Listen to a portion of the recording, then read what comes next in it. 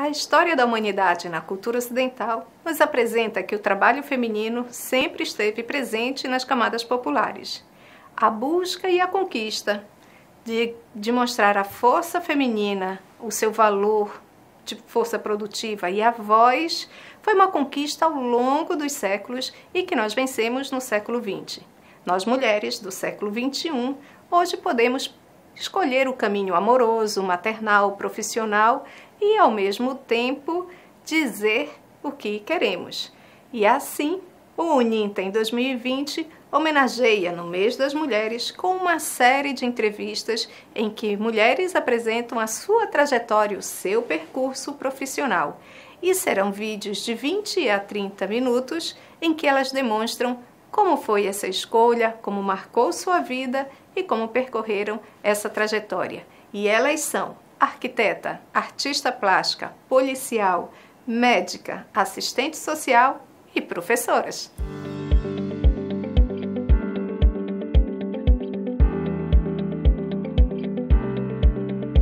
Professoras femininas agora com Rita Costa. A professora Rita Costa é uma baiana que adotou o Ceará e já está aqui há alguns anos. Professora Rita, como é que foi essa escolha da profissão? Como aquela menina, né, conseguiu definir a profissão que queria ter? Como foi esse encontro ou foi a profissão que lhe encontrou? Como foi essa jornada? Acho que a vida fez eu encontrar a profissão. E a profissão também me encontrou. Porque, na verdade, eu queria fazer serviço social. Fiz vestibular em Salvador, passei pensando que eu ia casar e morar lá. E aí a vida me leva para o rural, meio rural. E aí me toma para o rural e eu não consigo fazer a faculdade. Eu nem consegui nem me matricular. E aí, acompanhando o meu marido, que era agrônomo, né, meu ex-marido agrônomo, eu fui caminhando pela estrada, pelo rural e fui percebendo, né, a beleza da vida rural e a pobreza também. E como as escolas do rural não eram cuidadas na época, né, isso já tem mais de 25 anos. Como as crianças ficavam pelas ruas, pelas calçadas, brincando com a terra, sem escola, e eu via as escolas fechadas. E aí eu disse, como assim escola fechada? Não, vamos abrir essa escola, as crianças não podem ficar assim à toa, não. E eu nem imaginava fazer pedagogia. E aí, enquanto eu morava na fazenda, no rural, na fazenda de café, ali tinha um vilarejo, eu disse, não, vou ser professora dessas crianças, elas não vão ficar na rua. E aí eu fui no secretário de Educação, se eu vou abrir a escola e vou ensinar. Muito seriada, sala tudo junto. Ele, mas como assim? Como é que você está se ditando, professor? Eu digo, porque as crianças estão lá, soltas, sem fazer nada, e eu posso ensinar. Aí já tinha feito, né, vestibular e tudo, não tinha feito a faculdade. E aí eu botei a escola para funcionar durante o ano todo, fiz festa de pai, ia buscar o lanche, ia buscar a prova, na época não tinha esse negócio de computador, ia buscar a prova. Aí com muita ida e volta, aprendi a dirigir por conta disso, né? Na Chapada ali, Diamantina, uma coisa montanhosa, e eu com coragem de dirigir para buscar a prova, para buscar lanche, porque eles não levavam, eles não davam atenção à escola do rural. Hoje já mudou muito isso, né? E aí eu peguei e falei, não, eu vou agora ser diretora da escola e a outra professora vai dar 2 turnos. Ele, como assim você se digitar diretora? Eu digo, vocês não levam nada, eu deixo de dar aula para vir pegar as coisas para as crianças, para a escola. E daí eu passei a ser diretora e aí fui melhorando a situação da escola, o que era necessário de demanda eu ia para a Secretaria de Educação buscar para aquelas crianças. E no final acabou que o povo estava pensando que eu estava fazendo era política. E aí, como eu andava 7 quilômetros de bicicleta da fazenda que eu morava até o vilarejo para dar aula, eu ia 7 quilômetros de bicicleta e voltava 7 quilômetros no meio de um monte de eucalipto, achando tudo muito lindo, muito cheiroso e me divertia. E meu ex-marido disse, você não tem medo de uma onça no caminho, não? Eu digo, não tenho, não. E ia vivendo. Enfim, eu nunca imaginei que eu fosse me tornar pedagoga. Como foi que eu me tornei pedagoga? Eu sempre fui sensibilizada pelas questões sociais, né? Eu era da capital, fui morar no rural e aquilo era muito diferente do mundo que eu vivi a vida inteira. Então, aquilo me tocava demais, as pessoas não terem poço artesiano, ter que pegar balde de água na cabeça para tomar banho, para fazer a comida da noite depois de um dia inteiro colhendo café. Então, eu me sensibilizando com isso, eu disse, não, eu vou batalhar pelo vilarejo. Só que aí, realmente, eu recebi ameaças políticas e eu tive que deixar a escola, porque eu estava correndo risco, né? Deixei porque a política ela era muito pesada mesmo. E aí, nesse momento, também houve uma mudança. Foi na época do Collor de Mello, que ele pegou o dinheiro que estava na poupança e tudo. Vamos embora da fazenda, vamos embora da Chapada Diamantina. Bom, passei 13 anos, isso foi logo quando eu casei. Passei 13 anos casada dizendo, eu quero me formar, eu vou me formar, ainda vou ser graduada. Eu não esqueci dessa promessa que eu fiz para mim mesma.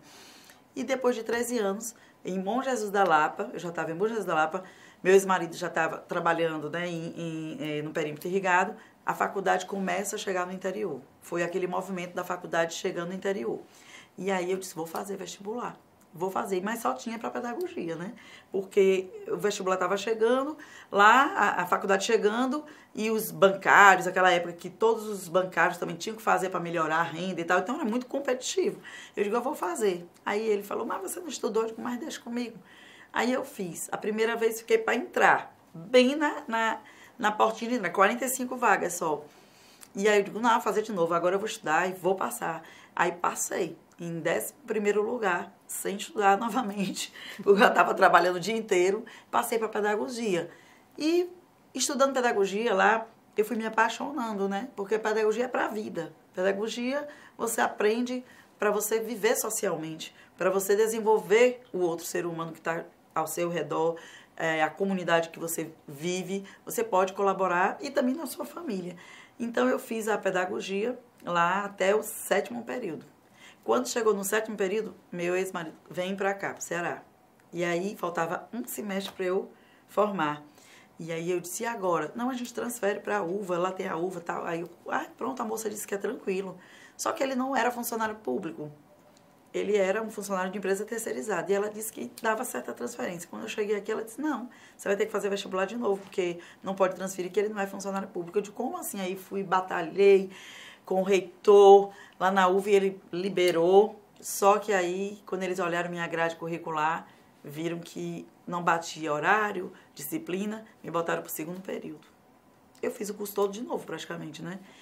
E eu tive muita resiliência. Eu disse, não importa. Depois de 13 anos sem me formar, fiz 7 períodos de pedagogia e voltei para o 2º período. E eu aceitei. Nessa época, a Luísa chegou, né? Minha filha adotiva chegou, tinha chegado, e eu estava com ela bebê. Então, eu ficava no trânsito, né? De Marco, Bela Cruz, onde eu morei, né? Cruz, Acaraú. Eu vinha estudar, igual os nossos alunos aqui. É difícil, eu entendo a vida deles, porque é difícil. Quem é casado e tem filho pequeno, mais ainda. Pendurava a Luísa no braço, quando meu marido não chegava, botava no carro e ela vinha comigo para sala de aula, para não faltar aula. Só que eu fiz muito melhor a pedagogia quando eu vim para cá, para a UVA. O que eu estudei na Bahia, eu não tinha a Luísa, eu via o mundo de outro jeito e eu estava fazendo, gostava, mas eu não estava me doando e percebendo realmente o que é que eu poderia fazer pelo mundo, pela sociedade como pedagoga. Quando eu vim fazer aqui na UVA, eu me encontrei, porque todos os meus trabalhos eram ligados à social. E eles botavam os trabalhos para a sala de aula e eu ia meus trabalhos para a questão social. Eu sempre levava para a comunidade, para a questão do voto, eu levava a educação para essas questões sociais. E na UVA, foi justamente como na grade deles lá curricular, mudou a parte do 4º período para frente, eles disseram quem você escolhe, se você quer gestão, se você quer educação especial, se você quer educação infantil ou se você quer movimentos sociais e educação popular. Aí eu quero movimentos sociais e educação popular, é o que eu quero. E aí a grade trabalhava muito a questão de cultura, de movimentos sociais, de educação popular, de cidadania, de participação popular.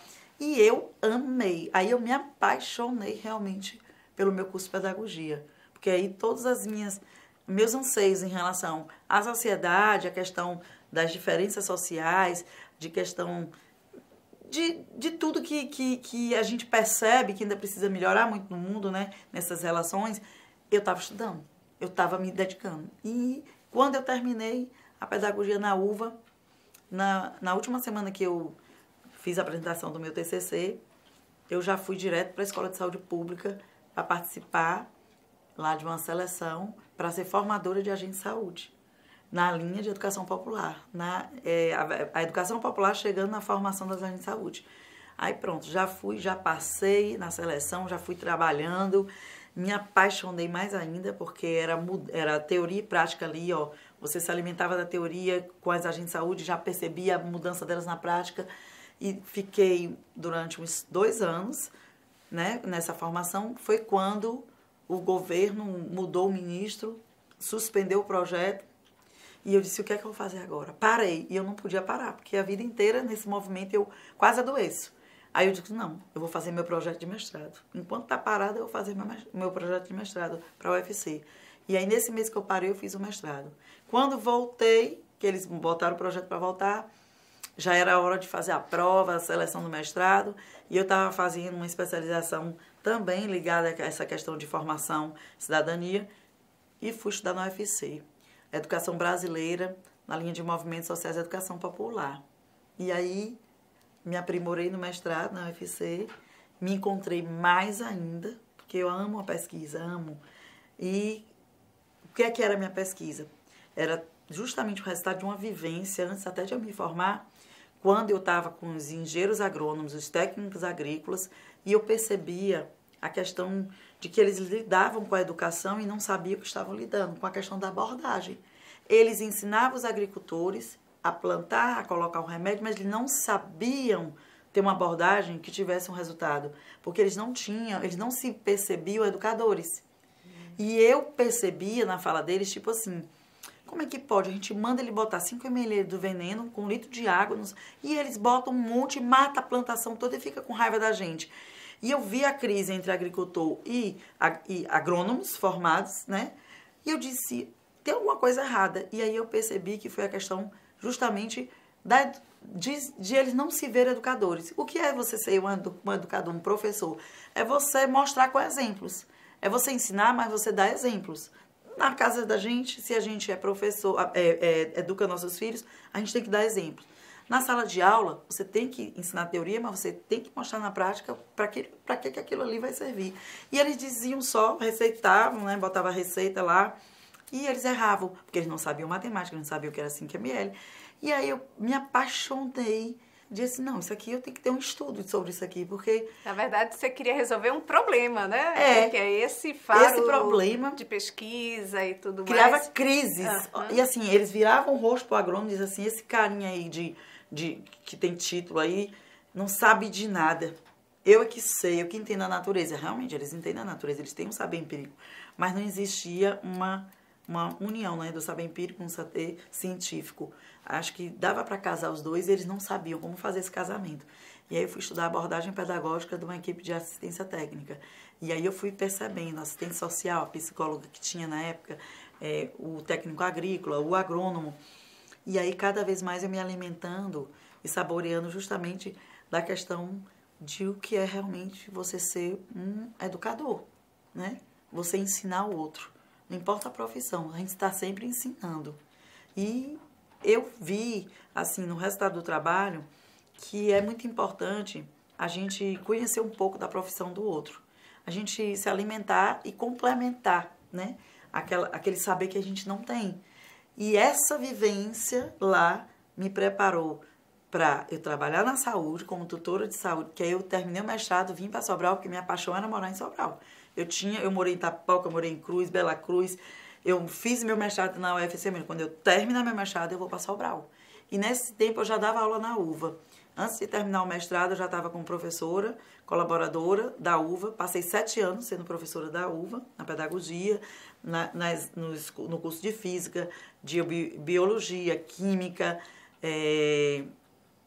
que mais, meu Deus? Vários cursos. Eu passei lá na UVA ensinando, prática de ensino, né? E aí, quando eu terminei, eu disse, não, agora eu vou morar mesmo em Sobral, em 2009.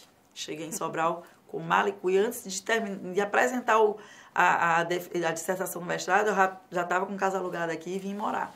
E aí, nesse momento, me convidam para ser tutora da residência de saúde, na Escola de Saúde Pública, tutora de saúde da família, né?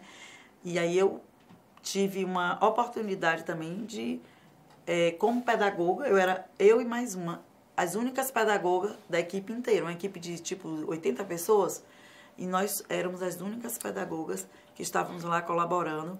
Então, nesse caso, é um pioneirismo da inserção do pedagogo na Escola de Saúde Pública daqui do Ceará, sim. E até, tanto é que o pessoal do MEC veio, depois do Ministério da Saúde, veio me perguntar como era ser tutora numa equipe multiprofissional de saúde, né?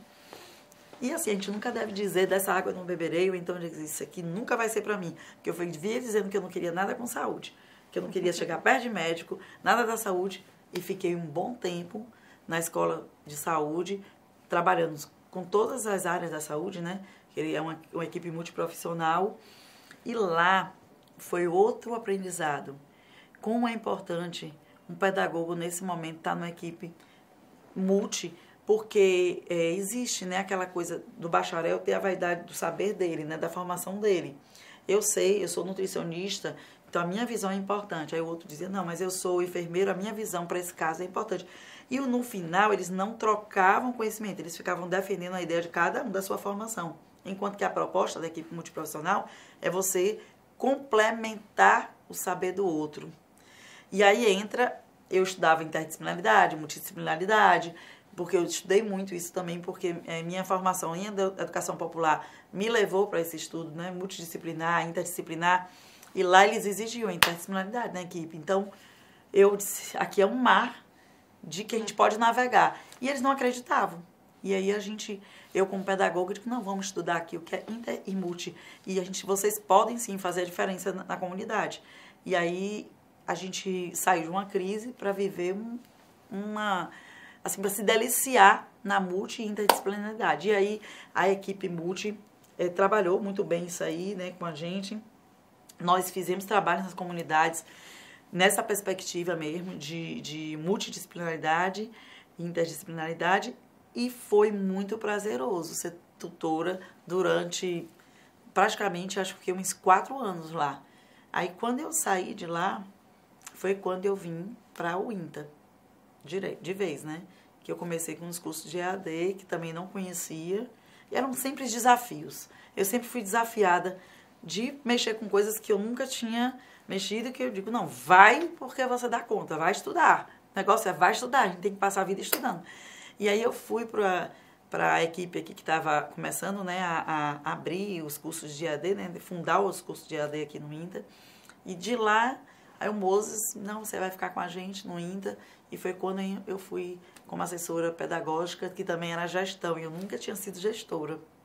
E era gestão, só que eu tinha vocação para gestão e eu não me via gestora, né? Eu me via muito nesse campo de movimentos sociais, de educação popular, de comunidades, e eu não me via muito gestora. E aí, na vaga, eu cumpri o critério e eu quero esse desafio para ser assessora pedagógica da Prodeg. Professora Rita, lembro dessa época, inclusive, né, da sua chegada aqui no UNINTA, nos coordenando numa grande reunião sobre EAD ali na Avenida Dom José, ainda, né, naquele prédio todo dedicado à educação à distância. E a sua trajetória, na verdade, essa boa conversa aqui é muito fácil, que ela já vai desenvolvendo, respondendo algumas questões, e isso é importante. E ela diz que não tinha habilidade para gestão, como não?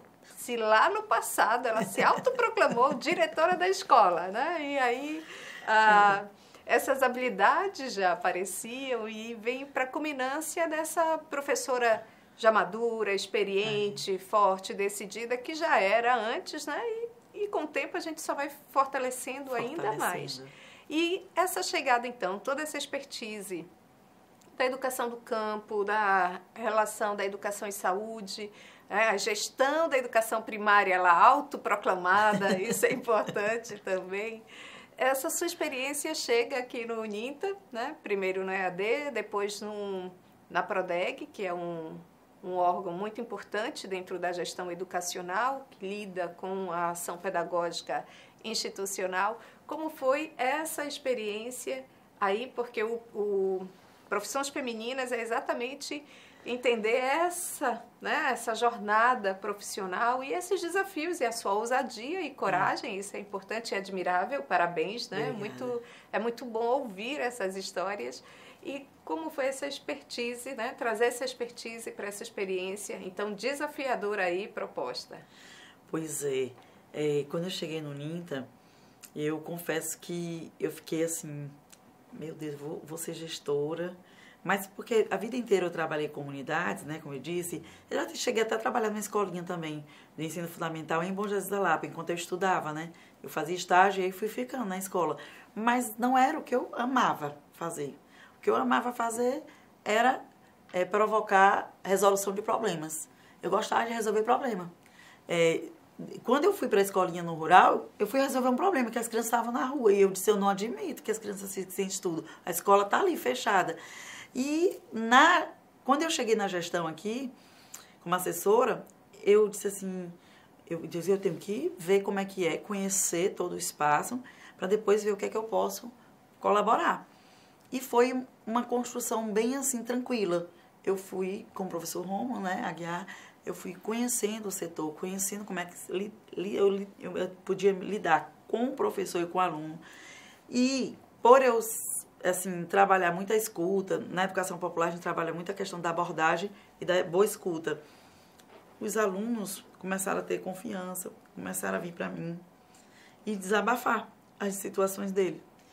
E aí foi quando a gente conversou, né, eu e o professor Romo com o Dr. Oscar, e o Dr. Oscar criou o SEAD, que é o Serviço de Atendimento ao Discente. Só que, paralelamente, os professores também vinham conversar comigo e colocar, porque eles tinham confiança, né, na minha formação pedagógica e muitos bacharéis necessitavam de ser ouvidos. Então, eles vinham colocar para mim as dificuldades. Naturalmente, eles iam, professora, o aluno tal está assim, assim, eu faço assim e tal. E aí eu comecei a dizer assim, professor, acho que no SEAD é de discente e docente, porque então vai e vem de aluno e professor e a gente precisa escutar os dois. E aí eu fui, como pedagoga, fortalecendo os professores nas dificuldades que eles tinham e fortalecendo a maturidade do nosso aluno enquanto graduando, né? Porque é uma vivência. E já que você está falando de escuta, inclusive essa experiência também fortaleceu um outro patamar, que é a CPA, a Comissão Própria de Avaliação, né? Você coordenou durante um tempo também, dentro dessa experiência. Né, o deputado, na época que estava aqui com a gente, ele foi muito visionário. Ele viu que eu tinha acesso a aluno, acesso a professor, acesso a um corpo de colaboradores que eu tinha contato. E para coordenar a CPA, a gente precisa ter esse viés duplo, né, de contato. Você tem que ter esse contato com a comunidade acadêmica. Então, eu estava numa posição ali, num setor, em que favorecia realmente esse contato e a escuta. E aí foi quando eu também coordenei a CPA. E aí eu fui me apaixonando pela avaliação, que foi outra descoberta. Porque até então eu não era apaixonada por avaliação. Mas de trabalhar no SEAD, escutar professor e aluno. Aí criamos o NUGESP, né? Eu criei o NUGESP por conta da demanda de crises de professores e alunos. Era necessário criar um grupo de gestores de todos os cursos para que a gente escutasse também em cada curso e visse se os problemas eram parecidos para a gente poder construir resolutividade juntos e pedagógicas, né? Então, foi muito prazeroso passar pela CPA na avaliação, passar pelo NUGESP no sentido da escuta e da provocação do estudo pedagógico, porque a gente fazia uma semana de estudo, de pesquisa mesmo, a gente pegava textos sobre tudo de pedagogia, estudava com os professores, gestores, e na outra semana era estudo de caso vivo. Então a gente estudava e resolvia, estudava e resolvia. E foi quando eu fui realmente me apaixonando pela linha de avaliação. E dessa paixão, acho que nasceu nova pesquisa, né? Virou, então, o seu projeto de pesquisa para o doutorado. Como é essa história aí?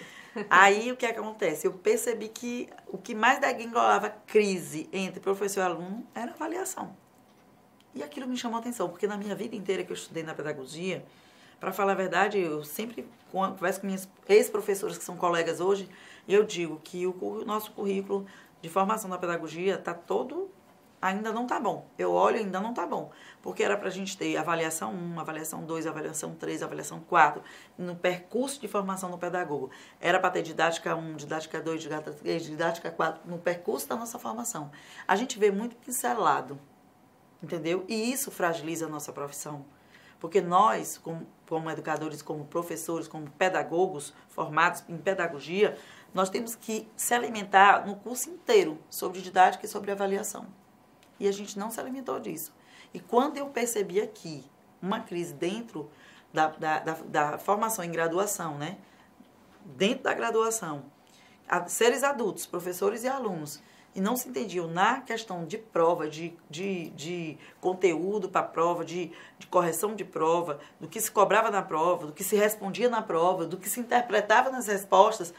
Era tanta crise que eu digo, não, eu tenho que estudar isso aí, não é possível. Eu tenho que estudar sobre avaliação no ensino de graduação, no ensino superior. E aí eu fiz um projeto que foi justamente vinculado ao núcleo de apoio pedagógico, que foi criado, né, nessa escuta. E aí eu estou justamente hoje estudando como é o ensino na educação superior, dentro do UNINTA, como se faz o ensino no INTA, no ensino de graduação, a partir da implementação do núcleo de apoio pedagógico. O que é que trouxe de bom, o que é que trouxe de ruim, o que é que nós ainda estamos limitados, o que é que não está. E na medicina também, porque os médicos hoje, para serem formados em um curso de medicina hoje, de graduação de medicina, eles são exigidos que exista realmente um núcleo de apoio pedagógico. O MEC exige que tenha um núcleo de apoio. Nos outros cursos ainda não é exigido. Nós fizemos aqui no INTA porque a gente viu que é interessante, é fundamental, porque existia já essa necessidade, essa demanda, e a gente criou para todos os cursos. Mas se você for em outras faculdades, são poucas as que têm núcleo de apoio pedagógico para todos os cursos. A medicina tem. E olha que lá nas privadas, porque nas públicas nem tem ainda o núcleo de apoio. E meu estudo do doutorado, a minha pesquisa justamente é perceber como se dá o ensino a partir da implementação dos núcleos de apoio pedagógico. Que bom, já está aí em processo, vem novidades logo. E por falar em novidades, já para a gente ir para o tom de encerramento, atualmente você está num setor importantíssimo da instituição. Outros desafios. Esses desafios, essa experiência docente lhe trouxe também para um novo desafio. Qual é? Sim, esse novo setor é um desafio maravilhoso, porque agora não é como os outros. Os outros desafios anteriores eram um desafio e um choque ao mesmo tempo, né? Dava um sustinho, dava um frio na barriga. Mas quando a gente começa a ter uma maturidade profissional, e aí vem esse setor, que é a diretoria de apoio social, eu já fico mais tranquila, porque a gente já vivenciou, no caso aí, eu já vivenciei uma caminhada pelo social, uma caminhada pelo cuidado com o outro, né? Sendo pedagoga, sendo mãe, sendo amiga, sendo professora, sendo gestora dos alunos, dos professores.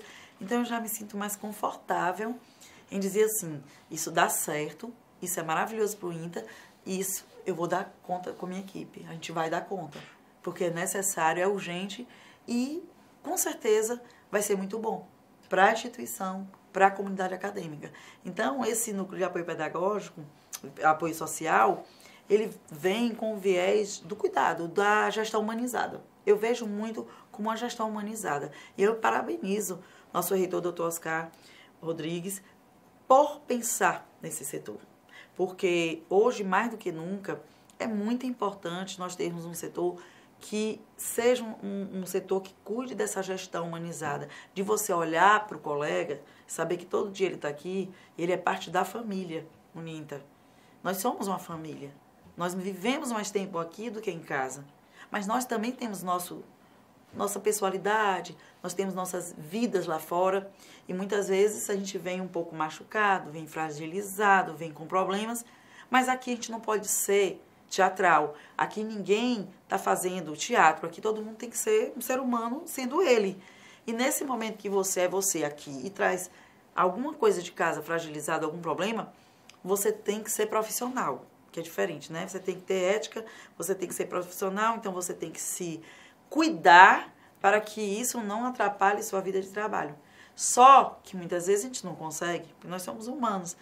E aí o setor vem justamente para acolher.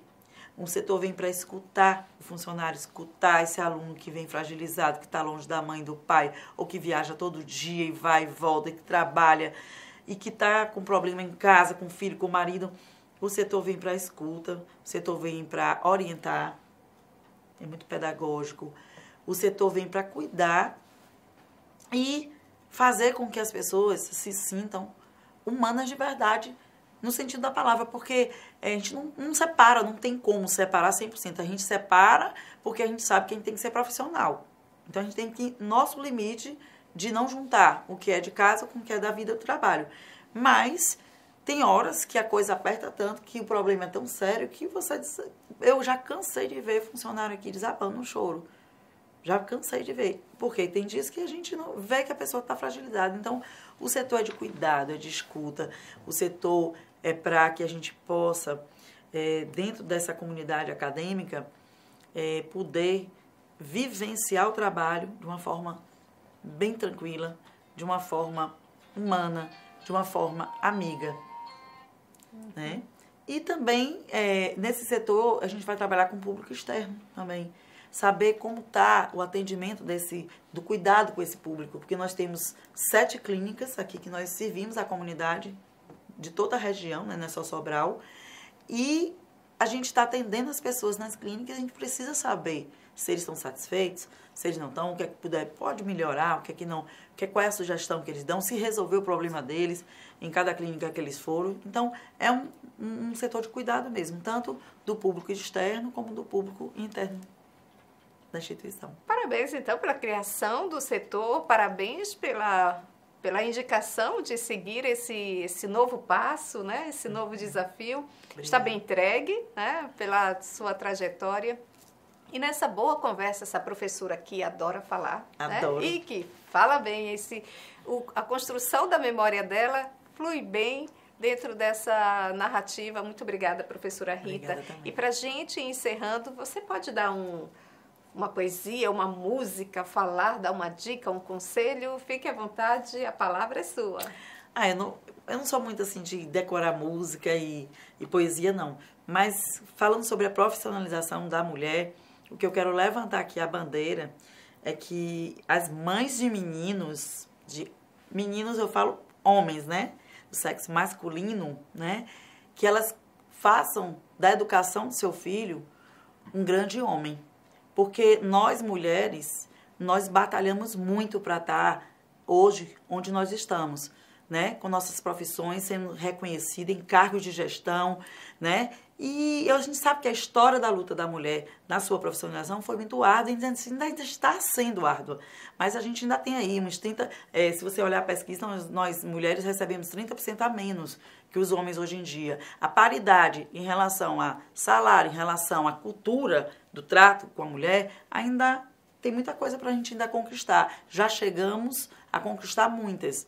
E hoje a mulher se destaca, né? Então, o que eu mais me preocupo hoje é que a gente possa vencer essa forma de educar diferenciada que cultua o machismo, né? Porque quando uma mãe não diz para um filho, lave um prato, limpe o que você sujou, né? E tarefas que na vida inteira foi dada para a mulher e não foi dada para o homem, a gente ainda vê uma sociedade muito machista. Então, a luta da mulher pela sua profissionalização é uma luta que a gente já conseguiu muito, mas que na educação, como pedagoga, as mães que são mães de meninos, elas têm uma responsabilidade tremenda de fazer uma sociedade mais igualitária. Para que o cotidiano seja melhor desse homem e mulher no ambiente familiar, porque a casa é dos dois. Sim. E os dois têm as mesmas responsabilidades em manutenção, limpeza, gerenciamento e cuidado com as coisas do lar, né? Mensagem entendida, eu tenho um menino. Essa boa conversa, então. Professora Rita, muito obrigada. Adorei essa orientação, né? E essa reflexão que, na verdade, a gente precisa ter nos dias atuais. Profissões femininas, fica aqui com muito feliz e muito agradável essa boa conversa. Até mais. Obrigada, até mais.